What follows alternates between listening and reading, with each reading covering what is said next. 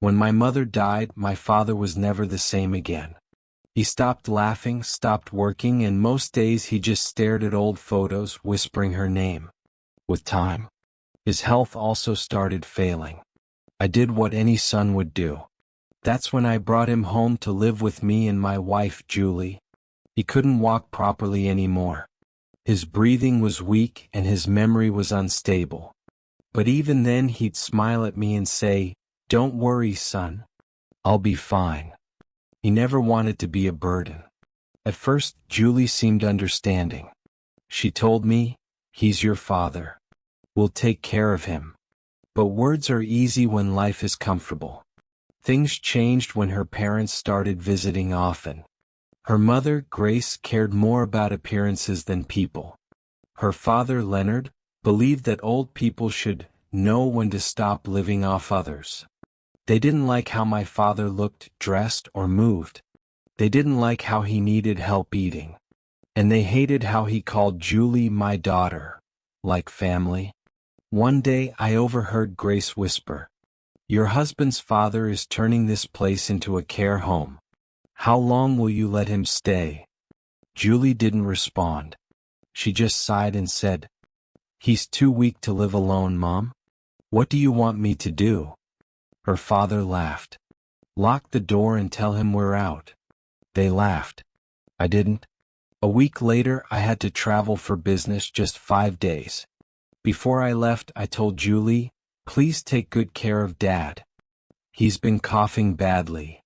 She smiled faintly, kissed my cheek, and said, "Of course. Don't worry." I believed her. That was my biggest mistake. Days later, when I returned home earlier than planned, a day before she expected me, it was already late. The street was quiet, but I noticed something strange. All the house lights were off, except a faint glow from the kitchen window. I walked in, calling out softly, "Julie? Dad?" No one answered. The house was empty and silent. Then I saw a note on the counter. It read, "Went to a friend's party. Will be back late. There's soup in the fridge." A party? They all went to a party? Leaving my sick dad all alone? How wicked. My chest tightened. I rushed to my father's room. The door was closed, the light off. When I opened it, the smell hit me first. Stale air, medicine, and loneliness. My father lay there, half covered by a thin blanket, his eyes half open but unfocused. His lips were dry. He tried to move his hand but couldn't. "Dad." I ran to him, shaking.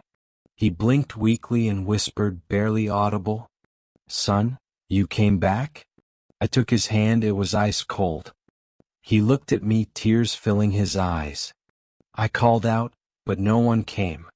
I thought, maybe they didn't hear me. There was a bowl of cold soup beside him, untouched. He'd been left alone for hours, maybe the whole day. My voice cracked. "Dad, how long have you been like this?" He tried to smile. "Don't be angry, son. They said they'd be right back." But his weak breath told me everything I needed to know. I called an ambulance. At the hospital, the doctor said he was severely dehydrated and weak from neglect. "Another day," he said quietly, "and it might have been too late." I sat by his bed that night, holding his frail hand, watching the rain fall outside the window, the same rain that just hours ago was falling on a house filled with laughter and music. They partied while my father was dying in the dark. When Julie and her parents finally returned home, she looked shocked to see me at the hospital. "Daniel?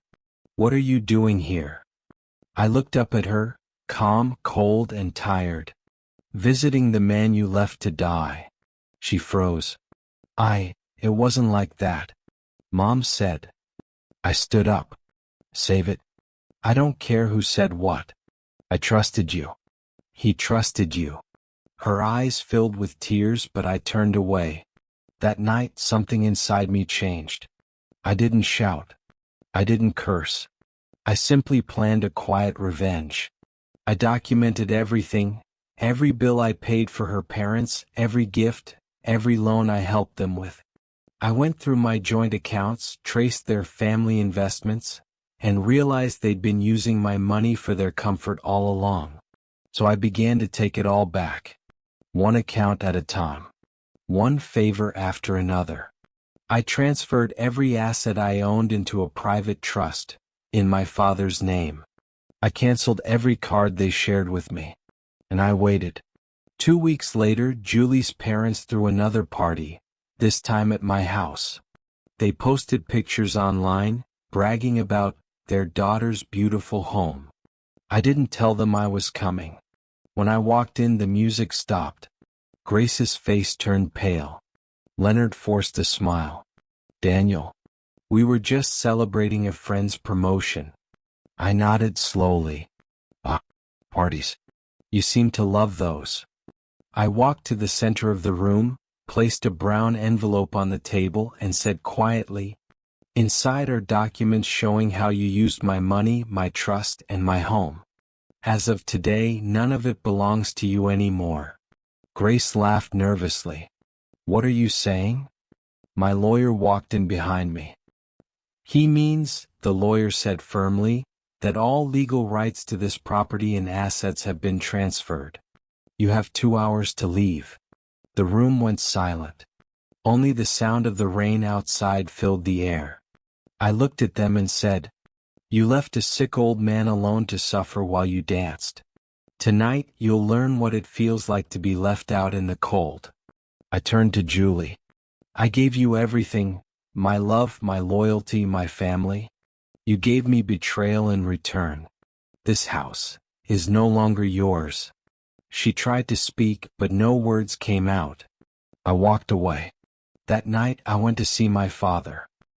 He was sitting by the window at his new house, one I bought quietly weeks earlier. He was stronger now, slowly recovering, his hands steady enough to hold a cup of tea. When he saw me, his eyes lit up. "Son, I thought you'd still be at work." I smiled and handed him the keys. "Not tonight, Dad. Tonight this house becomes yours. You'll never be left alone again."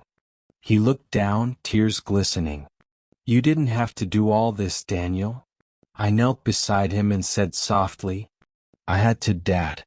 Because love should never be punished and kindness should never be mocked." He smiled weakly. "You're your mother's son." We sat there in silence, watching the rain again, this time not as a reminder of pain but of cleansing. Moral of the story: never abandon the ones who once held your hand when you were weak.